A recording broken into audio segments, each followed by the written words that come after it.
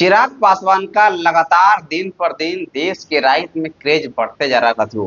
चिराग पासवान का कल झारखंड के धनबाद में एक विशाल जनसभा था और जन आक्रोश रैली के तहत कहीं न कहीं चिराग पासवान ने पूरे देश में एक अलग ही संदेश दे दिया साथियों।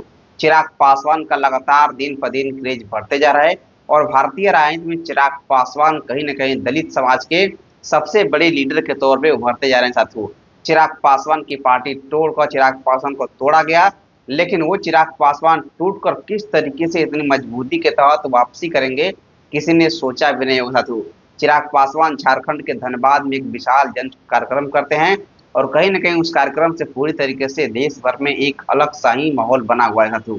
चिराग पासवान के बढ़ते क्रेज को देखते हुए कहीं न कहीं पूरी तरीके से सभी पार्टियां टेंशन में आ गई है और चिराग पासवान अभी एनडीए के तहत कहीं न कहीं पूरी तरीके से विधानसभा चुनाव लड़ने की तैयारी में साथियों।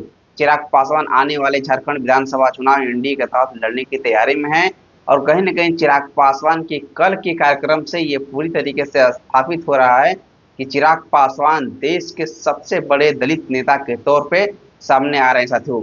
चिराग पासवान लगातार उत्तर प्रदेश, बिहार, झारखंड तमाम विभिन्न प्रदेशों में चिराग पासवान का दौरा हो रहा है और कहीं न कहीं इस दौरे से चिराग पासवान के चाहने वालों की पूरी तरीके से उत्साह देखने को मिल साथियों। जिस तरीके से कल के कार्यक्रम में चिराग पासवान के कार्यक्रम में जबरदस्त तरीके से भीड़ उमड़ी थी, वो कहीं न कहीं पूरी तरीके से लाजवाब था साथियों।